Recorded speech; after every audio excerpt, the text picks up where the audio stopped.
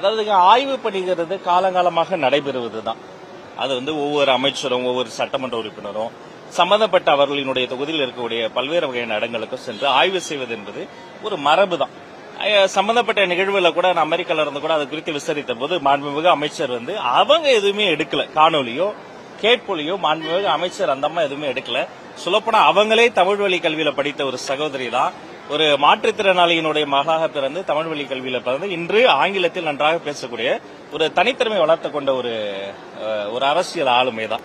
அதனால இது அங்கிருந்து மற்ற ஊடகங்கள் எடுத்த காணொலிகள் அதன் பிறகு தொடர்ச்சியாக அது சர்ச்சையாக மாறியது. மற்றபடி இந்த ஆய்வுகள் என்பது அது ஒரு மரபு தான், அதை யாரும் தவறாக எடுத்துக்கொள்ளக்கூடாது. இல்ல எந்த ஒரு பள்ளிகளுமே அவர்கள் பேசக்கூடிய ஒரு தமிழ் வழி கல்வியாகவோ அல்லது ஆங்கில புலமையோ அல்லது அவர்களுடைய பேக்ரவுண்டோ வேற எந்த அரசியல்காரர்களுக்காகவும் யாருமே கேட்கக்கூடாது. ஆனால் இந்த சம்பந்தப்பட்ட நிகழ்வுல அந்த மாணவியோட ஒரு ஐஸ் பிரேக்கரா அவர்கள் நெருங்கி பழகுவதற்காக, ஏன்னா அவங்களும் ஒரு சாதாரண எளிய வீட்டு பெண்ல இருந்து வந்தவங்க. அந்த பெண்மணியை பார்த்தபோது, அந்த மாணவியை பார்த்தபோது அமைச்சருக்கும் தன்னை போல ஒருத்தைய பார்த்ததால ஒரு அக்கா ஸ்தானத்துலதான் அதை அவங்க பேசினாங்க. அதாவது யாரும் அதை தவற எடுத்துக்காங்க. 100% placement guarantee உடன் BCom, BCA, BBA, BSc படிக்க JNN College of Arts and Science, Chennai.